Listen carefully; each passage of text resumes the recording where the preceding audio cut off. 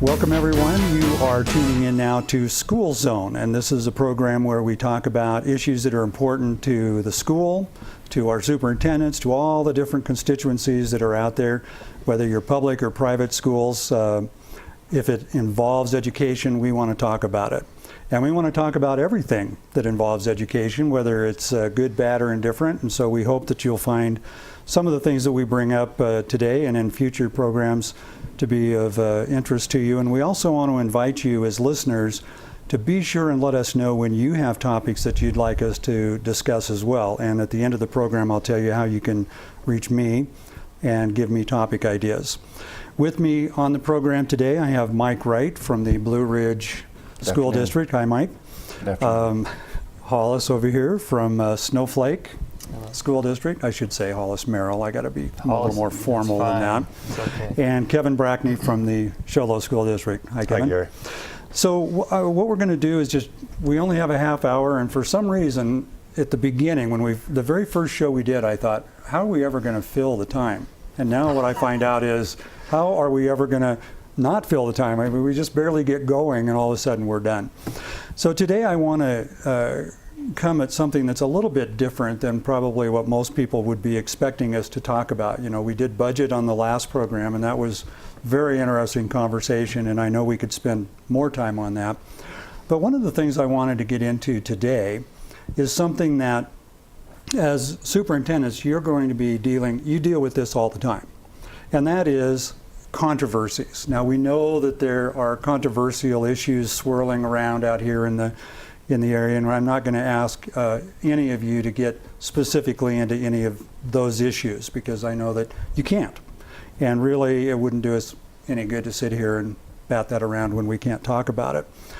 But knowing that there are controversies that are coming up all the time and swirling around, whether they come from parents, whether they come from other administrators, principals, teachers, the general public, or school board members. You know, you get a school board member, we were talking before we started that, you know, sometimes you get somebody that they just have kind of a scorched earth policy, and they want to come in and challenge every single thing, and everything that you propose as a superintendent is a controversy to them. So let's talk about that. I want to talk about how, as professionals, as the people who are dealing with all these different constituencies you have, when you are confronted with controversies that can be very misleading, or they can really take your focus and attention in a direction you don't want to go, what do you do? How do you deal with that? How do you get people to focus in on the positives that you want to try to be talking about versus the negatives? Who would like to jump in and be the first one to talk about that? Hollis Nobody? would. Hollis would love to. He's so Kevin. good at that. I appreciate that. Well, I think Hollis. I will. Yeah. I've been nominated, and I'll go ahead and go. Let's do it. That means when I'm finished, then Kevin can take over. If they don't jump right in, I will pull them in. I promise. I'm going to go away from it real quick and just say, because this is Teacher Appreciation Week, and we in our district recognize not just our teachers but all our staff. So I wanted to say to all the people that work in education, no matter what the area is, whether you're a teacher, administrator, custodian, a great big thank you for dedicating your lives to helping our students improve. I think that when issues arise, which they will and they do, it's important to be consistent, stay true to who you are, the things that you think are important, the vision of your district, regardless of what's swirling around you. And I think that's really key, to try to keep be calm and keep emotions out of it, because then it starts impacting kids and decisions that maybe you make. That's difficult. That's not easy. Certainly, you know, in a perfect world, everybody cooperates together and everybody works together, and those are challenging. And you mentioned that there's some things that happen in our positions that we can't talk about, and that's difficult sometimes, because we have to be professional and keep confidences, but yet some of those things swirl around us, and that's a challenge sometimes as a district and in a school setting. But I think the important thing is just to continue to do the job you've set out to do. Be consistent, and stay true to those things that you feel are important through any of those types of situations. Now, that sounds good. And you really said that nicely. But let's dig a little bit deeper on there, because I'm thinking, and you guys help me out here if I leave a constituent out. You have parents, you have the students, you have teachers, you have your staff, you have other administrators, you have school board members, you have the public in general, you have legislators. These are all groups that you are constantly balancing everything that you do. That's why I said it's against. difficult. Yeah, and in our conversation on our last program, when we started talking about the budget, and you're looking at the budget, and now you got to talk about, do we give raises, and who gets raises? Do we have to cut people because we don't have enough money for the staffing that we have on right now? How do you, as superintendents, knowing that you're dealing with those things, knowing you're going to walk into a school board meeting and sit down and say, I'm proposing we cut 5 positions. I'm proposing we not increase wages this year. How are you pulling all these different constituencies together and dealing with that? Well, look, from my perspective, the first thing you have to do is understand the problem. And so if none of us would walk in ill-prepared and say, this is what we're going to do, that would represent a lot of work before you get to that point. So the first part is just understanding whatever the challenge is, making sure you understand it and you can clearly enunciate it, and people agree, number one, it is a problem, and then you start to get some input as to the potential solutions. And that takes time and work, so none of the complicated issues are resolved quick. And so if you can start from that standpoint, hey, this is going to take some time to work through, and we're going to seek to understand really the root of this problem and understand it and agree on what it is, then we can work towards resolving it. But if you're working towards one problem in your mind, the board thinks there's another problem, and a community member sees it differently, you'll never resolve that.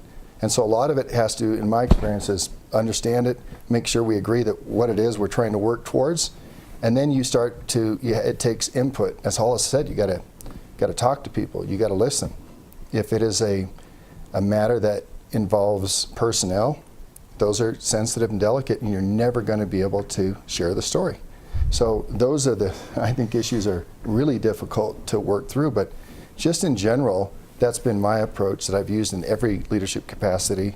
And not everybody will always be happy, but I think people, as long as they feel that they've been heard, and then you understand what their issue is, then they're normally at least, okay, neutral about it.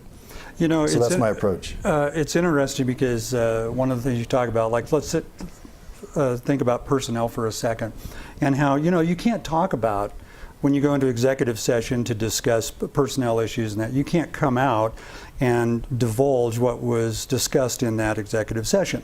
So you come out, an action gets taken, the public is sitting there or a news reporter is sitting there and they go, whoa, what just happened? And you can't tell them. Would you like to be able to tell them? And Kevin, You're pulling me in, are you? Okay. I'm pulling you in. You're sitting back there being all quiet. I'm not letting you do it. I think everybody's hit the nail on the head. In a small community such as ours in the White Mountains, the issues that arise are centered around people. And when you have to deal with people, sometimes the decisions you make hurt. And I wish we could avoid that. I wish we had the resources to make everybody happy, but we can't. And so how do you do that? I think the idea is, yes, you identify the problem. The issue comes in when you're trying to maintain the confidences of individuals and not talk about people in a negative light. And sometimes you have to, when you do interviews, there are some that are going to rise above the others. And everybody has their opinion on who should do this and who should do that. The best thing, I think, is identifying the issue, whether it's in hiring, freezes, pay raises, whatever it is. Get the information together, pull in the teams, talk about those issues, and there's always a number of avenues that a school board could take. In my situation, we can make a recommendation to do whatever, but the bottom line is that board has the decision and the responsibility to hire and fire and set policy.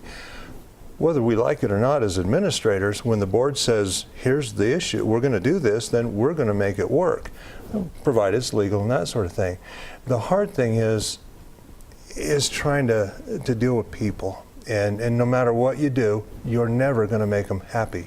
You know, you've got people you know, you go to church with, you do this with, you sit next to them, you love them no matter what. But when it comes to doing what's best for kids, and I think that's where the focus needs to be, what is best for kids? And if you keep that in the forefront of what you do, you're still going to have controversy. Because you're not going to be able to make everybody happy, but at least in the end I can sit back and think and kind of find some comfort in knowing that kids are first, and that's why we make the recommendations we do. You know, I think it's maybe a little bit unfair the way I'm framing this with the three of you as well, because I'm framing it the way I think a lot of the public probably does, which is you're the superintendents. You decide everything. You know, here you are, you walk in, every recommendation is just whatever you want. But that's not really the case. I mean, you just used the word the team. What is give us an idea of like kind of the chain of command of how these things flow. Let me give you an idea. Up to you. Because that is so important. I don't think any of us, in fact I know we don't sit there and make a decision just because we want to. I have my administrative team, I have the directors. When we sit down together, I put everything on the table. When it comes to budget time, making the decisions. Here's the money, here's the cuts, here's what we are, this is what we've got to deal with. Are we going to cut salaries? Are we going to cut staff? Are we going to increase payment or increase salaries? What are we going to do? And I sit down with an administrative team, and every decision I've made has been with that administrative team. I have a phenomenal staff that works with me. They have years of experience, in some cases more than I do, and it's important that I listen to them. It's important that you listen to the community as best as you can, and the staff and the kids. You pull all that in together, you make those recommendations as an administrative team, and you give that to the board. And ultimately they're the ones that decide whether you're going to close a school, whether you're going to cut salaries, whether you're going to increase, are you going to pass an override, how's that going to play? And for all of us it's different. Well, let's talk about that a little bit, and I want you guys to jump in here as well. Because thinking about chain of command, and Kevin, you mentioned, the board. Obviously you've got information that's flowing up to you from your staff and other places that you're getting input from, whether it's a member of the public or a parent calls you and says, "What about this?" And that's flowing up for you to make recommendations. But you also have the school board, and they, of course, are getting all kinds of things and information, good, bad, or indifferent, that impacts how they look at things. So they come in, they sit down, here you are, you're making your recommendations. Presumably, on most things, you've maybe talked with them a little bit in advance so they have an idea of what's coming up. But what do you do when you walk in and you make a recommendation and they completely ignore that recommendation? They go, we just want to go a different direction than that. I mean, first off, does that really ever happen? And when it does happen, what do you do? You want me to respond? Yeah, I haven't had that happen yet, but I'm sure at some point it might, but I haven't. I've been in 2 school districts. I've been very fortunate to have a good relationship with my school board. And one of the agreements we have is we talk about I won't surprise them, and they agree not to do the same thing to me. So by the time a recommendation gets to a school board, meeting, my board members have had plenty of opportunity to look at the issue. We send the agenda out way in advance. If we know it's going to be an issue that takes more discussion, we'll hold a work session before a board meeting, such as during budget time. So if you came to watch our meeting where we look at cutting budgets, eliminating positions like we did this year, those board members have been involved in a work study session and had plenty of opportunity to look at it, mull it over. So when you get to the actual meeting, there's really no surprises. And I usually know, my board members are good about, if they have an issue with something that's on the agenda, they'll come talk to me personally to get more information. There's occasions I've pulled items off of the agenda to allow board members and myself to make sure we're on the same page, and so it seems to work pretty good that way. But when the board member chooses to disagree, or sometimes there's one that disagrees with the other four, that's the ultimate decision. That really is. And so, as Kevin said, it's our job to try to make it work, whatever that decision is. And Mike, you're new to the district, and so you're probably still kind of feeling out the board members, figuring out who really has a particular issue that's really important to them. This board member wants to talk about that. This one is more on this arena. How does that play in right now with you as a new superintendent working in a district where you've got to learn the politics of the district at the same time that you're learning about all your employees and each individual school? What's the challenge that you've got going on there? Well, I think the biggest challenge, frankly, is open meeting laws. There's very little information you can share about some things without having a work study. So our approach has been to have multiple work study sessions, to send out in global terms an email individually and say, do not reply, so we don't violate those open meeting laws. But it's doing what Hollis said, pay attention. Get out the information. We try to get our board packet out early. And then if you have questions, we can meet with anybody individually. We just can't say, where do you stand on this? Do you have all the information you need? And that has been really helpful, is to make sure they have the information they need. And then truthfully, I don't have any idea how they're going to vote on it. But in most cases, well, in every instance, if I've gotten them the information in advance, they've had a chance to review it and they understand it, they've hired me to do a job. And so they're going to trust that I'm making the right decision. And at the point now, they have that level of trust where if I recommend it, I think in most cases they're gonna support it. And if they don't, I don't think they have any problem telling me, I've got a problem with this and we're not going to do it. I don't think they're just going to rubber stamp everything. But I think a lot of it has to do with the communication and the relationship building, as Hollis has described. Now, Kevin, you've been at it for a while, and as well as, you guys, we all know, school board members are inherently political. That goes with the territory. You get elected, you have a constituency that you believe you represent. And when I'm listening to this, I'm thinking, okay, you go through all of this hard work that you do, and then a story hits the paper, or somebody gets up in a meeting and they say some, whatever it is that they say, and a couple of school board members hear it and they go, whoa, big issue, big controversy, big whatever it is, and suddenly the best laid plans, there they go. Does that happen? And really, what's the approach to that when you are confronted with that kind of a situation where really you're trying to get A done and they want to talk about B, which has absolutely nothing to do with anything other than its politics? Everybody has a right to their opinion and their vote. My biggest thing is to get the accurate information to the board members, to the community, as best we can. As we've talked about, there are certain issues and things that we can't discuss about personnel and people. If we have an interview and we're calling references on people, I can't share those references with the public and say, well, so-and-so did really good and this person, their references weren't real great.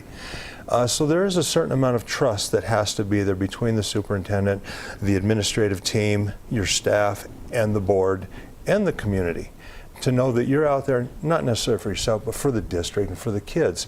Those situations arise. Folks get on the board sometimes because they have specific issues they want to deal with or that they've heard and been a part of. Fortunately, in my experience, as board members come in, as the community, I would invite the community, whenever they have a question or an issue, to come in and talk and to present that information and allow us that opportunity to explain as best we can within the law where we're at and why we're making the decisions. Unfortunately, sometimes people don't take that time and they want to believe what they want, and I can't help them on that. If they're willing to come in and talk, which our board has been willing to do that, they'll come in. And in my cases, just because they don't agree with me doesn't mean that they're not a good board member. They have their opinions, and that's, if they're educated and they have all the facts and the information, and they vote a different way than where I might, or our administrative team would think, then I respect that decision. That's what they were elected to do, and we'll run with it and go. For the most part, I would say 90-95% of the time, I'm like, Mike, I don't want the rubber stamp board. I want other people to be able to think outside the box just like I would try to when it comes with respect to doing what's best for kids.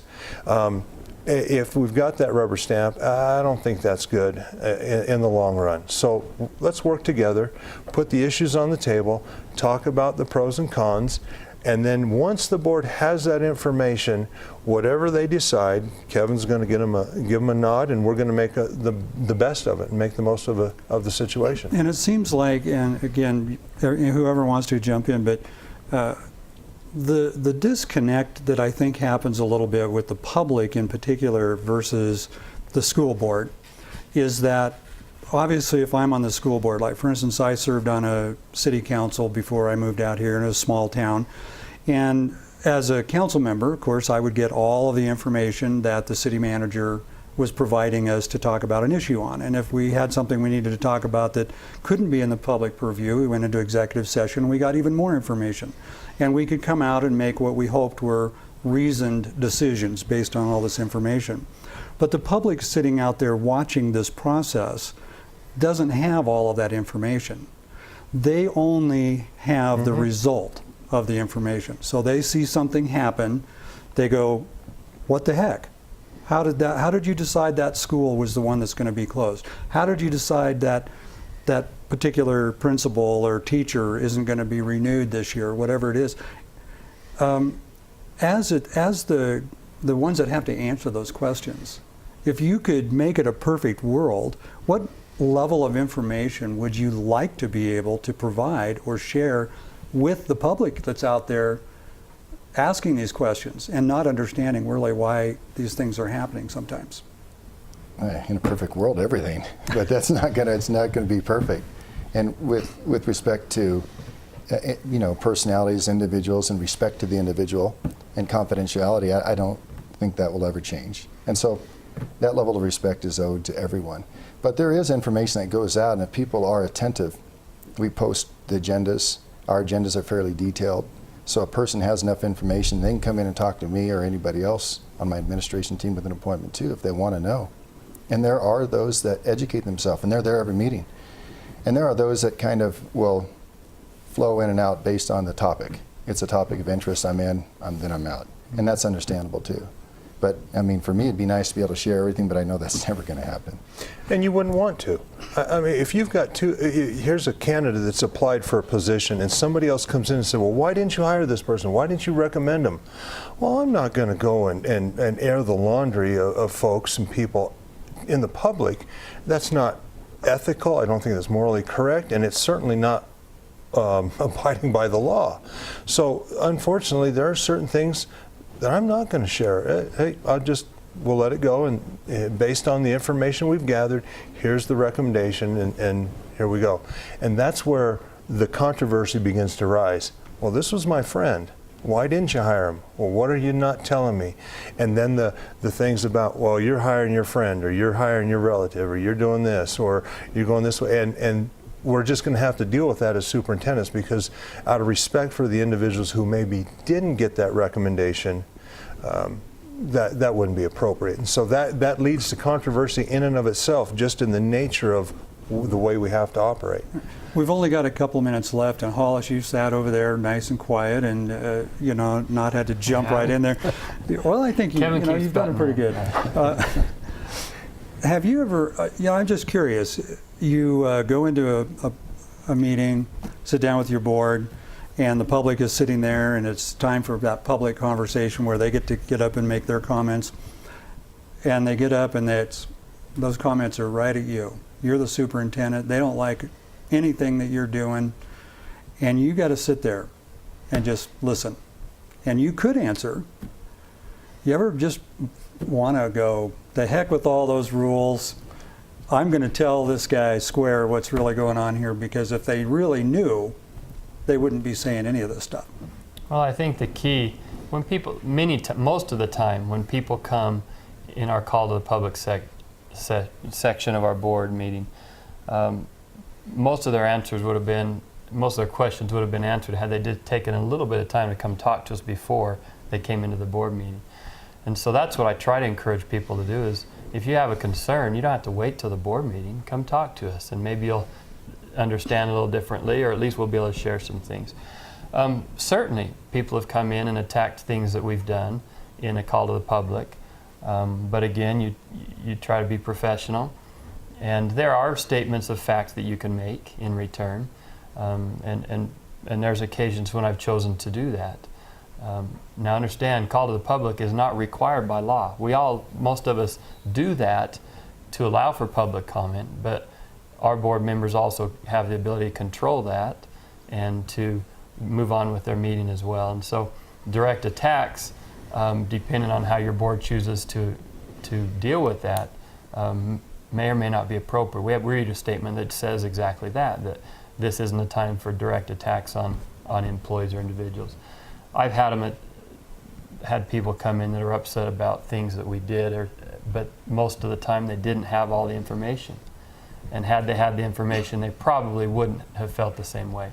And usually we follow up with them afterwards and get the information. And here's an example of how, once again, 30 minutes goes by way too fast because we're actually out of time. And I know that all the three of you were probably sitting and going, wouldn't it be nice if we pivoted and started talking about educational things versus our personal controversies and how we deal with them.